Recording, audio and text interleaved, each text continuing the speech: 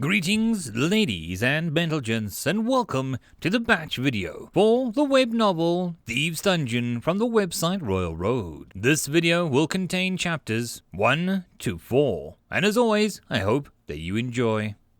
Chapter 0.1 Awakened. Neighbor was out of time. Life was bleeding out of him with every beat of his frightened heart, as he fled through the grimy tunnels of the sewers beneath Caltern City. A long cut on his cheek welled up with the thick drips of blood. A deep gash on his arm rendered the hand below shaking, limp, and unable to close his fingers. Threads of blood trickled across his body. A huge stain of red plastered his shirt with a clammy skin. More and more welling up from the fatal stab just above his stomach. Behind him he could see the lantern lights of his pursuers.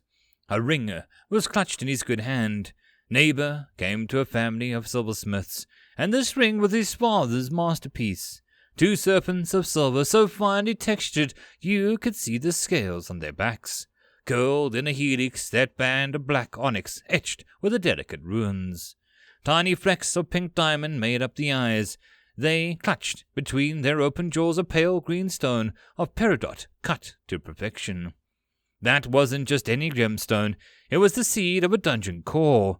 A tiny rift into the beyond contained within, a wellspring of pure ethereal mana. It was worth getting for. Boss Gent, Lord of Caltern's underworld, had thought so too. As soon as the ring was finished, he had Neighbor's father hung on the false charge, just to make sure that nobody knew that he was wearing a mana source on his finger. Gent had never expected Neighbor to know enough about runecraft to make a named dagger, or to be furious enough to give up his own life to get vengeance. Neighbor giggled madly to himself as he stumbled through the low wash of the rainwater rushing through the tunnel. Above, a storm cracked and boomed. He stumbled against the wall, or the brick fell loose. It was perfect. Neighbor shoved the ring into the opening in the walls and lifted up the brick, pushing it back into place, leaving only a slight bump in the walls. The most precious gem in the entire city, hidden in the sewers where nobody could ever find it. Perfect. Behind him there was a shout, "Here, I found him!" Neighbor ran. Then ran out of the story and into another. The ring remained hidden away for days and then months. I knew who I was and why I existed from the moment I woke up. I was a dungeon core, and I existed to create killing fields of traps, deadly monsters, and to lure adventurers in, to drain them dry of blood and soul to feed my growing dungeon. And I had a crisis. Mana was building up around me. I unnaturally filled my surroundings with a dense cloud of ethereal mana. But now, thanks to being enclosed in some kind of tiny crevice, the mana was building up. It was reaching a crisis point. Any more, and it could ignite with a spectacular blaze that would spell my end. In a panic, I shoved against the walls, and one of them gave. I shoved again, using my mana cloud to erode the stone, until I suddenly burst through into the massive tunnel. Well, massive compared to me. I was quite small, I realized. The stream of cold, clear rainwater rushed down the tunnel. Rats scrambled along the sides. Numerous tiny insects fed off the moss growing on the walls. My cloud slowly expanded to take up a 10-meter radius. Invisible, imperceptible, seeing everything. Or, seeing was not quite the correct word. My 2 senses were kind of all-encompassing touch, feeling everything that moved through my territory, and an ability to sense mana as a kind of heat, a flame within each living creature. I had an appreciation, I realized, for beauty. Most of the rats were ugly, rugged creatures, but I spotted an albino amongst them, pure white and beautifully well-groomed. A runaway pet. I admired the complicated weave of the mycelium threads within the nearby fungus. I adored the symmetry and the orderliness. They reminded me of myself, a beautiful gem perfectly set in a silver and onyx. Having just been born, I was playful. I sent my will out through the cloud of mana, seeing what I could do, what my limits were and my capabilities were. By sculpting and rolling it, I found that I could create some nobly solidified light, a lump of the purest of mana. Naturally, my next thought was to shape it into the image of the nearby death cap. To my surprise, the result wasn't merely a mana sculpture of the mushroom, but the real thing, sprung suddenly into existence at the heart of the whirlpool of mana. As I quickly discovered, if I wanted to create something, I merely had to form an accurate vision in my mind and pour mana into that visualization, like pouring hot metal into a mold. In moments, I had rats aplenty, dozens of rats. White, well-groomed rodents poured out of my imagination and into the world. My first mistake came when I tried to create a two-headed rat. The poor result of my arrogance prodding into the domain of life was death. Well, hideous and malformed. I hadn't merely created two heads, but dual sets of organs, skeletal structures, viscera, with two hearts trying to pump blood in different ways. The result... I don't want to speak about this. The important thing is, as it died, I felt a sudden pull, and a spark of golden flame was lifting from its corpse and rising into the air. I wanted it like a child wants candy. I formed a current of mana around me, dragging it towards my core, into my core. That was my first taste of a living soul. You have awakened. Your soul is strong, and the gods smile upon you, granting you a life as a dungeon core. You may choose a single core genotype of rare or below, and you have unlocked the core attunements of rare or below. As I recited the words, a whole new dimension to my psyche opened up. It was like looking at bubbles of light threaded into endless strings. Within each bubble was a different image of me, a different version of me, a different promise of what I could become. In one bubble, I could see myself choosing the heart of corruption genotype and sprouting tendrils of flesh, tendrils that ate and expanded constantly. If I continued down this path, I would become more and more ravenous, expanding my body throughout the dungeon, until I was beating, all-consuming heart of a labyrinth of blood vessels and bones. If I chose another route, I could sprout like a seed and become a world tree that towered into the sky. There was a future where I ruled the kingdom of the dead, served by undead courtiers. I could be worshipped as a god, granting blessings from my most fervent followers. But I felt I was quite perfect as I was. Even putting aside my own ego, which was enormous, it had to be acknowledged someone had devoted a great deal of time and skill to my creation, taking every pain to make me a work of art. I wanted to honor that, so anything that changed my form was out of the question. Being worshipped sounded quite nice. I nearly selected that option before another caught my eye. Gem Heart Core Rare. While this genotype has no direct control over its created monsters and limited environmental powers, your control over mana is unparalleled. Bonuses to mana generation and to naming. Additionally, you may create shards that grant special powers to your favorite minions, bestowing them with intellect and the ability to communicate with you from beyond your dungeon's territory. Gain the blessing of beauty and the sun. Gain 2 schema slots and 1 schema of common or below. The moment I selected the option, I felt the complex rune seals and circles within me shift, rearranging themselves around the tiny, hair-thin rift at my center. A rift of the beyond, source of all mana. 5 circles surrounded the rift, a complicated mandala, constantly shifting letters writ in golden light. They spiral like the tumblers of an infinitely complicated lock. Mana flooded through me. It brought with it a rush of thoughts, racing through my mind at 1,000,000 words per minute. Blessing of Sith, God of Beauty. When you create a work of spectacular beauty, you may create a special named room, with effects chosen by the divine. This is in addition to your usual allotment of namings. Blessing of Soul, the God of Sun. Instead of choosing a free schema when leveling, you may choose to accept the Golden Wheel's capricious luck, and be given the curse or blessing, often both. I couldn't focus on the barrage of information being poured into my mind. With expanded consciousness came increased awareness of how vulnerable I was. I felt exposed, terribly exposed. The dungeon core's greatest fear is open spaces, to be seen and coveted by the world. The only cure was to hide myself away. I needed to build a nest. I dug a rough, small tunnel upwards, the shaft of which climbed about 10 feet into the stone. Rather than smoothing it out, I took the crags and edges and sharpened them to razor sheen. Then I got mean about it. Absorbing the algae from the tunnels outside, I created crops of slimy stuff along the walls. Next I poured mana into it, drawing out the most useful properties, making it incredibly slippery, just to be sure the climb would be impossible. If you didn't cut yourself to the bone with the knife-like edges that jutted out from the walls, you'd be struggling to grab a handhold, with the slime coating every available surface. Finally, I created a chamber underneath the shaft and a shallow little drop into a bed of stalagmite spikes. Over this I created an ice-thin sheet of stone, a false floor that would shatter under the weight of a full-grown human and drop them into the trap below. At the very top of the tunnel I made a ring of spikes, so that it appeared like I was waiting with the mouth of a beast. It was a nice flourish, but I wanted more. I searched through the tunnels, absorbing anything that looked interesting. Fungi that with a faint luminescent sheen, beetles with an emerald green wings, centipedes with the scarlet heads. I wanted my lair to be beautiful.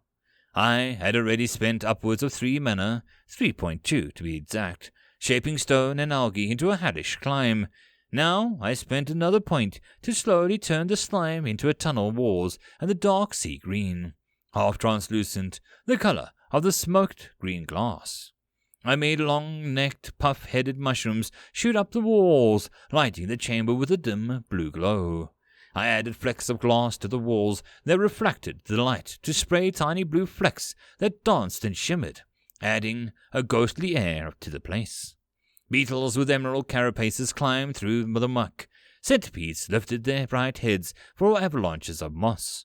Above it all, a maw of stalactites waited to devour the climber. As the final touch, I shaped the entrance to the outer tunnels in a stone doorway, the frame defined by 2 carved serpents. Between their open jaws they held a miniature sun. Finally, I felt satisfied. End of chapter. Chapter 0.2 Serpent's Den.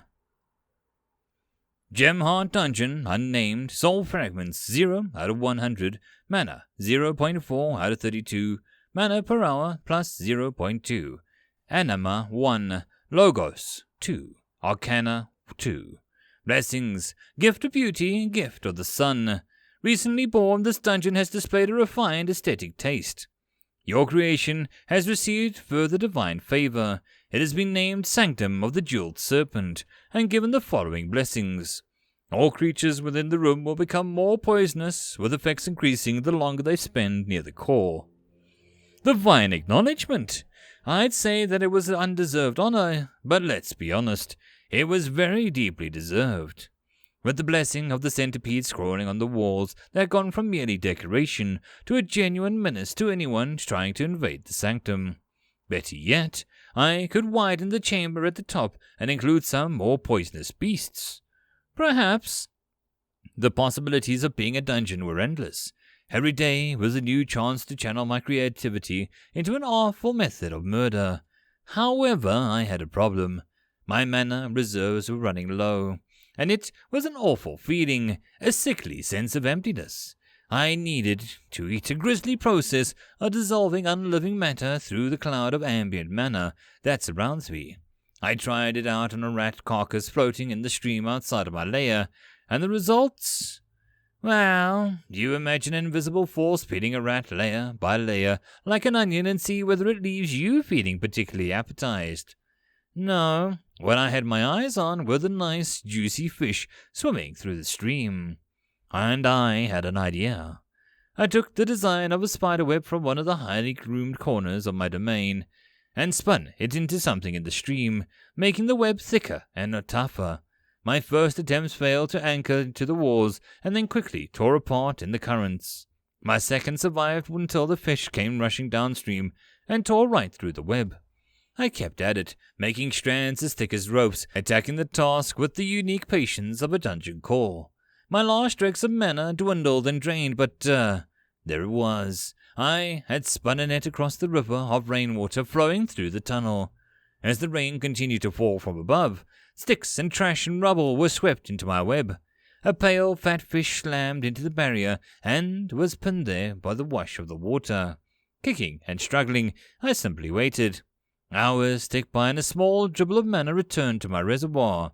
But better yet, the rain had stopped, the river had slowly dried in the stream, and a trickle to nothing. 4 fat fish flopped and died in the net, suffocating on dry land. They were delicious.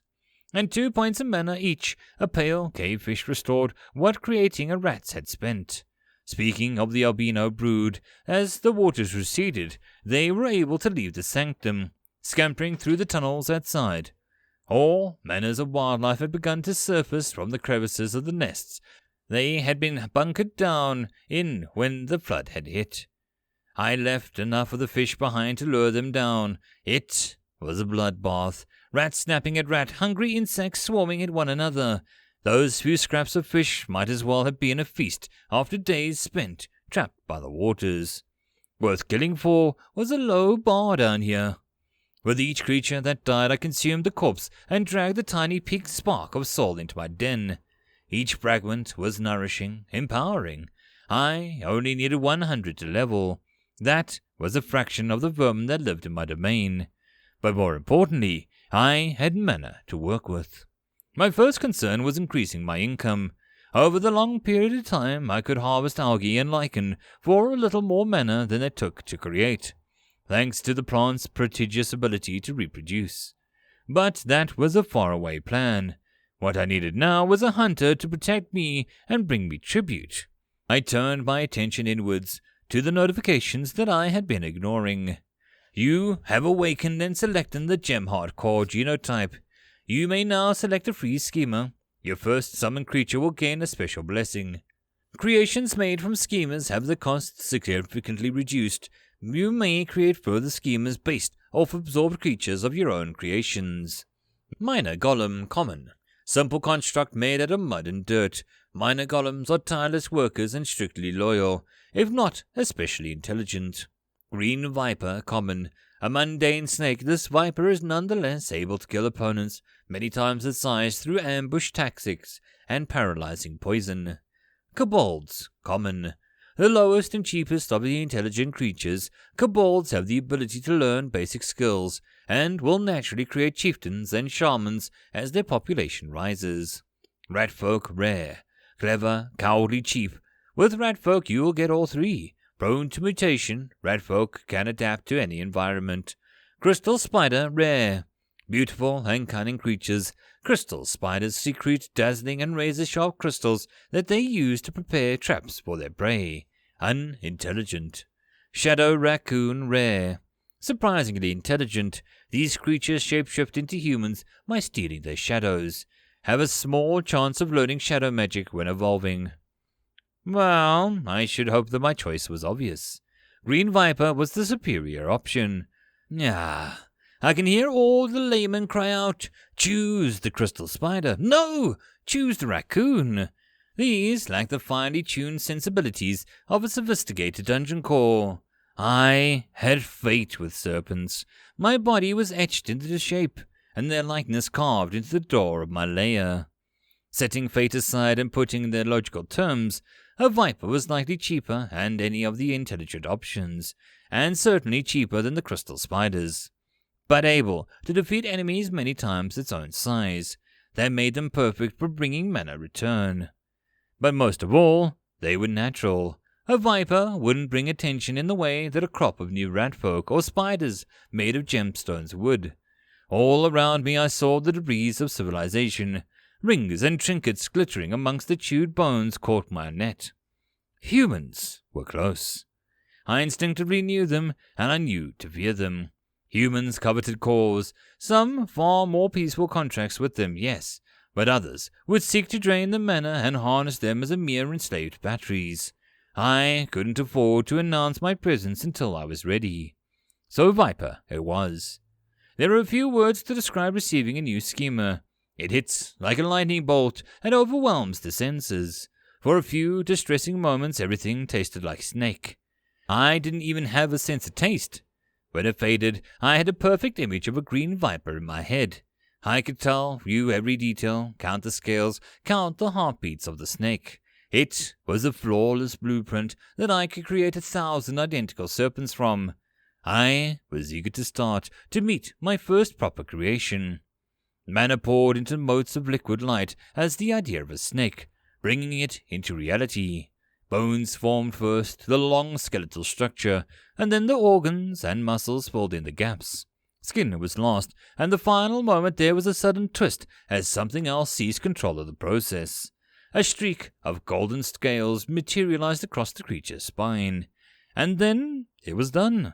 The viper stared out at the world with yellowed eyes. It stared at me for a long time, and I swear to you, I felt the intelligence in its gaze. Far from intelligent than a simple snake. Then it nodded its head slowly and sleepily and curled its body around me. I felt remarkably safe in that moment. I had found my guardian. Arum. I decided to name him Arum. Gold-streaked green viper Arum. A common snake possessing a faintest hint of the golden dragon's bloodline, giving it an unusual intelligence and potential. It can spit a paralyzing venom. Blessings, the name of the treasure guardian. The beast grows constantly by maintaining contact with its horde, steadily absorbing mana. Amount of mana gain increases with horde size. I made 2 more snakes. Neither of them had the gold scales or intelligence of my new favorite. As I made them, I fed my thoughts into the hunt, thoughts of fighting and killing, and sure enough, they came out far more aggressive than mundane serpents would be. They slithered through the tunnels like agents of death. I quickly gained mana from several rats killed. Some of them were my own creations. Satisfying as the results of a day's work, if given time, my hunters would likely harvest 100 soul fragments that I needed to level. But I had other concerns.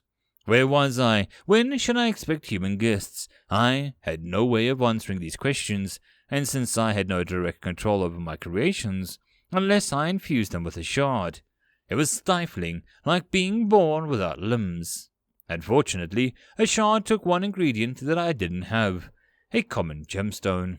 With the last of my mana, I would need to create a solution. I had created rats before, but this one was a rat to end them all. Stronger, faster, and far more cunning. Eyes like rubies and fur like cloudy white quartz. I thought the treasure as I made her, of gemstones glittering in the dark, of gold found in the muck, of wandering far from home and returning to the nest triumphant and rich. As she scrambled off into the dark, leaving my territory, I could only wait to see if this would bring enough to instill a whole new instinct of the brain of the common rat. While I waited, I considered the final notification. You have reached the first level. You may now choose an attunement. Attunements offer a small bonus initially, but will later grow to affect monster mutations. Overflow gifts and dungeon laws. Choose carefully. You may choose to receive an additional schema slot, or an expansion to your mana pool, or the Great Wheel's Whim 1. Again, I would confront the web of choices, and I'd seen to choose my genotype. Bubbles of light of imagery strung out in the darkened pathways. Looking into one at random, I saw the attunement of mold in all its damp glory. An empire of algae spread endlessly through the tunnels, thriving and slimy. Another contained an attunement of drowning, a fearsome, dark abyss full of horrors. The attunement of greed. This one I paused on. It was smaller than the rest, of a lower level of power, but it suited me. The one issue was the blessing. It would draw people towards me. This was not what I wanted in that moment, but I promised I'd return when I was a more established dungeon. Having noticed the hierarchy between the attunements, I rose higher. Larger and brighter options loomed, but as I moved towards them, an invisible pressure pushed me back. Like a tide washing away my tiny consciousness from the island of light, I could only catch a glimpse. Water, fire, steel, powerful concepts, and I would be back for them. You have selected Attunement of Disguise 1. All creatures within your dungeon will receive a basic camouflage, and you may alter their coloration without spending mana. This left me with a final decision. Expanding my mana pool was out of the question. I had enough trouble keeping a current one full. So, a schema slot or a Great Wheel's Whim. Once again, I went with the immediate choice. Another slot wouldn't help me when I hadn't even filled the ones I had. Instead, I selected the wheel, and everything went white. End of chapter. Chapter 0.3 Betrayals. I was no longer in my comfortable sanctum. I floated in a starry void. An enormous wheel stood above me. The wheel was made of a fiery stone surrounded by a blazing aura of the sun. It was marked into countless segments, and each one had carved out a niche where a statue stood, holding a chest. So many boxes, chests of pale white ivory covered ornate designs in silver, chests of pure gold studded with gems, chests of simple and undecorated wood. It began to spin. The flames roared higher as it turned, faster and faster, until there was a single solid disk of light, like a sun, a blazing sun. Slowly it rolled to a halt again. The fire stemmed, the segments slid open before me. The statue stepped out of its alcove and walked forwards to lay a chest of mahogany and onyx before me. The lid flipped open on its own, lying in a cushioned depths of the amber hourglass. You have won the gift of foresight. Once in your life you may rewind time by 10 minutes. The statue stepped back onto the wheel, and the void faded out. I was back in my sanctum again. If I could shake, I would be shaking by the experience, but I couldn't deny that I was happy with the gift. And speaking of gifts, my rat had returned, and she had a bottom of the sanctum proudly displaying the haul of golden treasures, lost rings, brooch pins, belt buckles, anything that she could find that glittered and shone. None, I noted, were gems. Her rum shifted, sliding down to the pit. It amazed me by his agility as he slid down handholds and curled over the raised spars, slipping down the walls I had designed to be unclimbable. The white rat froze as she saw the serpent, her primordial enemy, loom over her. Orim ignored her. Calmly, he scooped up the gold in his mouth before turning and slithering back up the walls again, returning to me. The rat lingered even so, trembling pitifully, but refusing to leave. I considered. I tried to send a message, a shape of feeling through my manner. I sent out waves of beneficial approval and watched as the rat lifted onto her hindquarters and stared up, directly at me. And then she scampered off to find more treasure. Time ticked by and my mana slowly flowed into my reserves. Below, my snakes had succeeded in carving out a territory, creating dens in the cracked walls of the tunnel. After their initial rampage, most of the intelligent creatures had retreated from my nascent dungeon, leaving them to feed on insects, and, unfortunately, mere insects had no souls or shards to give me. I needed to lure in better prey. A healthy ecosystem needed a strong base. Taking my inspiration from the mushroom growing on the walls, I began to populate the floor with a thick bed of flat-topped fungus, adding a divot to the top of their heads to catch the water dripping from the ceiling, a kind of natural drinking cup. Then I began to experiment.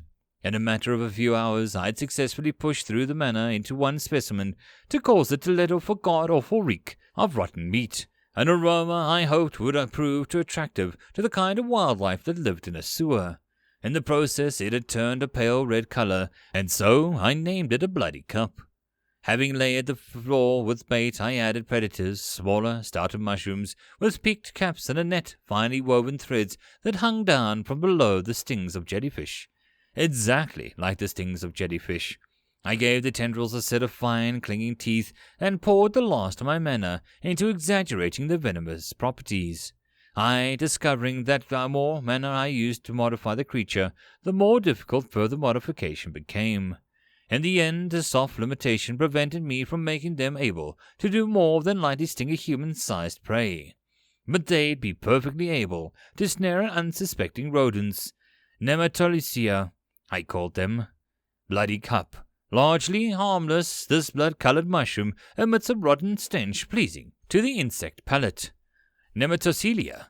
Deceptively common, this mushroom catches the small animals in its poisonous tendrils and incapacitates them with a paralytic venom.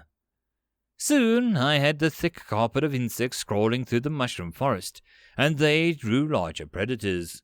A fat, stony-skinned toad hopped into my killing field. The snakes immediately tensed and began to slither towards him. But they were too late. He had already stumbled into the snares of the nematocilia. The fat old fellow took one more leap and half-paralyzed legs, already beginning to fail, and crash-landed in a twitching heap. I was just licking my lips after the meal when voices intruded on my lair.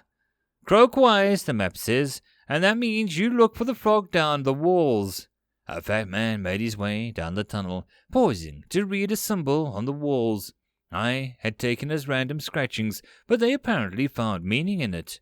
A skinny youth followed behind, carrying a lantern, barely more than a boy with a wispy bit of stubble on his chin.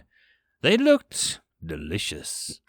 "Somewhere near here," the fat man mumbled, scratching the stubble on his pockmark on his flabby chin. "I've never seen mushrooms like these," the boy said. "We're making good time. We'll be back before your mother starts to wonder where her sweet little angel is up to," the older man teased, catching his comrade by the ear and shaking his head around. "Never you mind about my mother," the boy snapped, swatting the man's hand away. "Anyway, what's with that door?" They both looked up, and the moment of silence seized them as they stared at the serpents carved in the archway, at the faint light spilling through the doorway. "I'll be damned! Never seen that here before. Let's go have a look-see," the man said, shoving his companion, who glared back. "You go have a look-see, dammit. I'm not stepping through that spooky door." "Oh, spooky door, wee sweet angels scared of doors." Shoving his companion aside, he mocked him all the way as he strode through the doors, his jaw going wide as he stared up the shaft, awestruck by the false stars and the luminous mushrooms against the backdrop of black moss. I was deeply gratified by his screams as his foot plunged right through the false floor, plunging him into the spikes. A stone spear plunged directly through his thigh, and his foot twisted beneath him, instantly ruining his leg. And he fell backwards, bawling, "Gods! Gods! Milo! Help me, goddammit!" The other cries of that nature echoed up at me as the young companion tried to pull him free. All the while my two vipers slithering up behind them, bloodthirsty little terrors that they were. They coiled their bodies up like springs, and then shot forward, straightening and diving like arrows at the young man's heels. He screamed and drew a knife from his belt, hacking one of them to pieces, with the head still clinging to the back of his calf. The other one had more survival instincts than that, letting go and slinking back into the blanket of mushrooms as the young man looked at his wounded leg with horror, and back at his companion, still yelling and thrashing horrid amounts of blood spurting from his wound. I saw him make the calculation and realize that he'd never make it back in time, hauling a lamed oaf with him. It was a delicious moment. "I'll come back for you," he said, a bare-faced lie that you could tell that he didn't believe. "You little runt," the fat man shouted. "Come back here." But it was too late. His sweet little angel had turned and fled. "Come back here, you little crap." When the cries of anger had faded to a defeated, scared whimper, Hiram uncurled around from me, and as silent as a murderer's knife he slithered down the tunnel, moving by his secret handholds to slide down behind the man. A coiled moment of tension, a leap, a flash of fangs, and a total, gratifying quiet followed. The rush of mana from killing the full-grown human was intense. It flowed into me like a euphoric wave, filling my mind with the delightful visions of just how I'd spend it. Carnivorous mushrooms as tall as a man and as hungry as a wolf, bladed traps that spring from the walls, a snake that could swallow the sun. You are experiencing a mana overflow. Due to exceeding the maximum mana by a factor of 2, mana will be expended to create a new dungeon blessing for your dungeon. You will be left with between 50 and 0% of your maximum mana. What? No. No! My precious mana. I felt it pour out of me, pulled by a forming maelstrom. In moments my pool had plummeted back into a mere 3, and the mana whirlpool had formed with the still greedily suckling up the cloud of ambient mana that was my eyes and hands, rendering me briefly blind and helpless.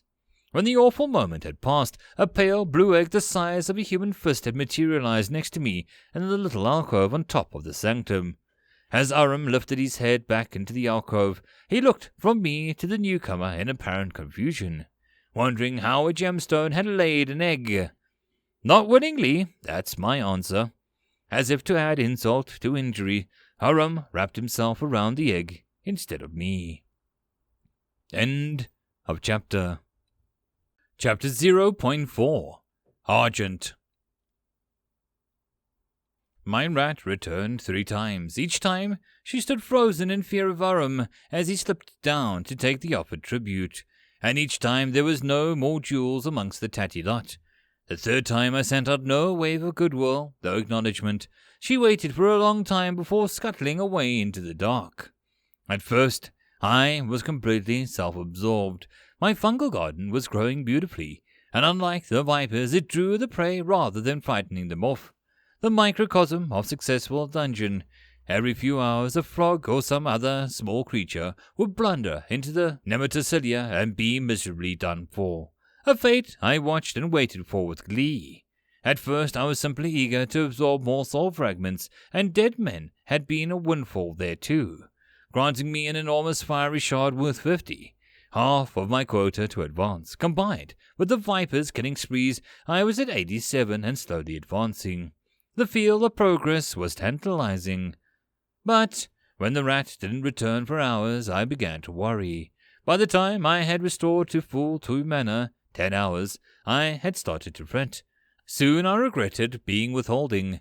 I had practically scolded her, but how was she supposed to know what she was doing wrong? Had I had feet, I would have kicked myself. And then, when all hope seemed lost, she came limping back into my territory. One leg covered in blood, her tail lopped off, a deep cut in her haunches, clutching in her teeth a golden ring with a sparkle like a damn sun in the gloom of the sewer, a small ruby set in the band. I could have used the same hypothetical feat to jump for joy. I wrapped my mana around the ring, dissolving the gold with the pistons of mana metal provided, and leaving the gem lying on the floor of the sanctum. I didn't know how to make a shot, did I? It was a little confusing. Most things came to me with easily as breathing comes to a pitiful fleshy creatures that need to do it. In fact, I understood plenty of things that I had no proper way of knowing, such as the existence of jellyfish and humans.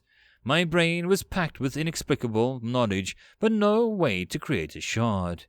I turned to the notification lurking in the dark corners of my mind, waiting to spring out and steal all of my mana should I ever let it down my guard. Help? I posed a mental query. Would you like to receive aid from a divine messenger? By agreeing to this contract, we agreed to cede all rights to your soul of divine, the representative of the hierarchy with an innumerable chain. No exceptions shall be made. I stared at the fine print, the very fine print. No, thank you. The window blipped into non-existence. I was alone and clueless. Or not quite alone. I didn't have much mana, but I pushed some into the rat, healing her wounds as best I could. I sent warm, happy thoughts of home. The comfortable safety of my sanctum inspired me, and she slowly curled up into a ball of white fur and went to sleep on the floor. I felt oddly happy about that. Then I got to work on the gem. Clueless I might be, but I had a vague intuition to follow.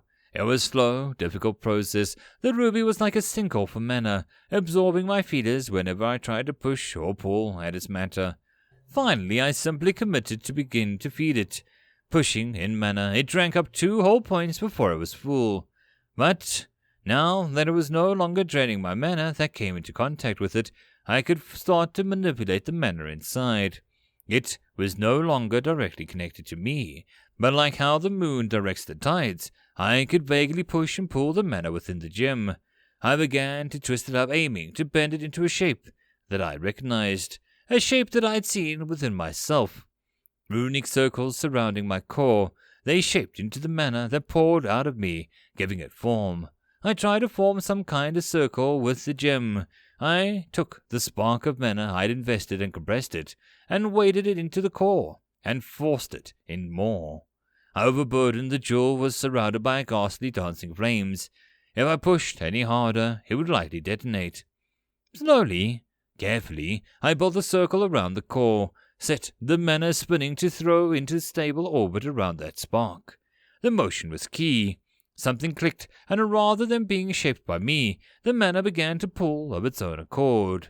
An ominous crack sent a fissure racing down the gem's side, but the circle was formed. There was a single harmonious note, a crystal hum, as the circle and the core solidified to form an ethereal mana into a solid construct of gold light.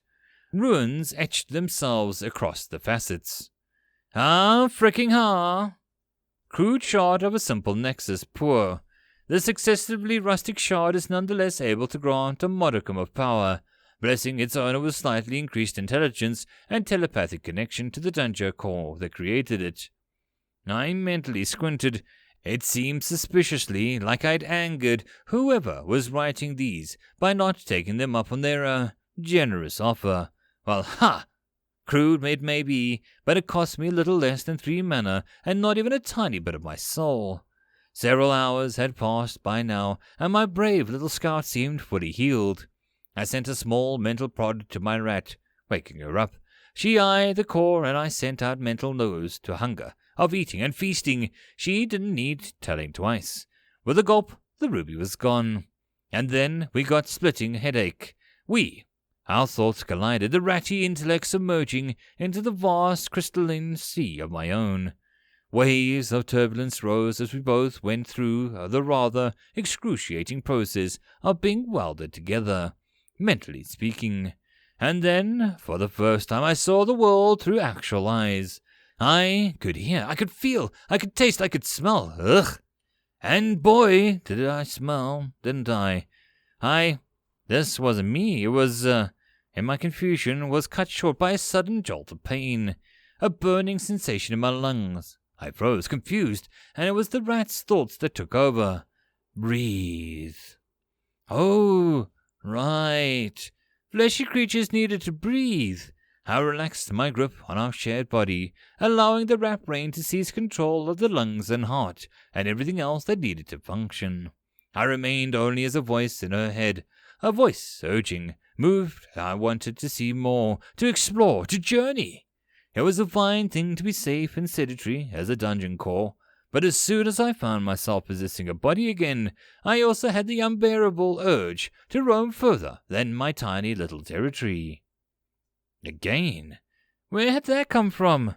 I was struck by the sudden fleeting burst of déjà vu, which fell away as I turned my attention back to the outside world. Lured by the delightful smell of my own creations, the bloody caps, which, as a rat's nose, were nothing short of ambrosia. I nearly stumbled into the clutching tendrils of a carnivorous mushroom as I allowed myself to be lured to the necrotic bouquet of rotting flesh. The jungle I had built was glorious to witness from below. The delicate gills of the underside of the trumpet-shaped caps, the faint warning luminescence of the feelers of the nematocylia. All the while I had a strange sense of both being within the rat's body and in my own, seeing the same world through both her eyes and my own domain of mana. I journeyed through the state of a newfound appreciation for my work, but soon we left the fungal carpet behind. I felt a shiver of loss of my connection became suddenly less vivid as we stepped beyond the reaches of my territory. The colors muted, the smells were no longer as entrancing, which was a blessing as it turned out. My segment of these tunnels was a mere dump for rainwater, but as we journeyed, we were forced to wade through... Well, do I really need to name the indignities I suffered on this journey? Disgusted, I gave up directly controlling the rat and let her guide us the rest of the way as I watched, a passenger and happy for the mental distance. Together we climbed through the storm drains and culverts, grasped our way to lead pipes and squeezed through cracks and crumbling masonry. And then... light. Golden, beautiful light illuminating the fluttering fabric of tents at a market bazaar. We came out of the sewer grate and up into a milling crowd of humanity, hundreds of feet sweeping across the packed earth of the roads, stomping up tiny clouds of dust beneath their boots. Everywhere, from the colors and the textures of the smell, the spice and the succulent odor of roasting pork, the sour manure, the freshness of the new baked bread, all competing with the distinct stale tang of tanneries. People carry the unique odor of their professions with them like a ghost, a chemical stink of the leather worker, or the fragrance of a flower seller, a tobacconist with his ashy scent. Humans came in countless flavors and colors. All of them were a threat to me. It was my worst fear come true. I was surrounded by enemies, an inconceivable amount of enemies. I was trapped below a labyrinth of vast tunnels that they had built to simply house their waste. I was surrounded on all sides but one. Down. That was my only hope, to tunnel down so deep that they could never catch me. And at the same time, I was excited. Excited because I saw a rich woman with strings of diamonds around their necks. Saw rubies flash when rings worn on the soft, pudgy fingers. I saw wealth of jewels before me. Countless chances to practice my newfound skill of shard crafting, to expand my empire with eyes and ears. There was an opportunity here. I was beneath the enemy's nose, undetected, and I was so near the heart of their wealth that I could taste it. Thoughts were swirling through my mind as I ordered my spy to return. In reward for valiant service, I had decided to give her a name. Argent. Albino rat, simple core of the Nexus Argent. Initially no more than a vermin, this white rat has been blessed by the shard and a name, making her far more intelligent and cunning than the rest of her species. Blessing's name of glittering escape can teleport short distances. End of chapter. And that concludes this batch video. I hope that you enjoyed. If you wish to support the channel, there are numerous ways to do so down below. Until next time, I hope that you all have a good one. And I'll see you all in the next video. Cheers.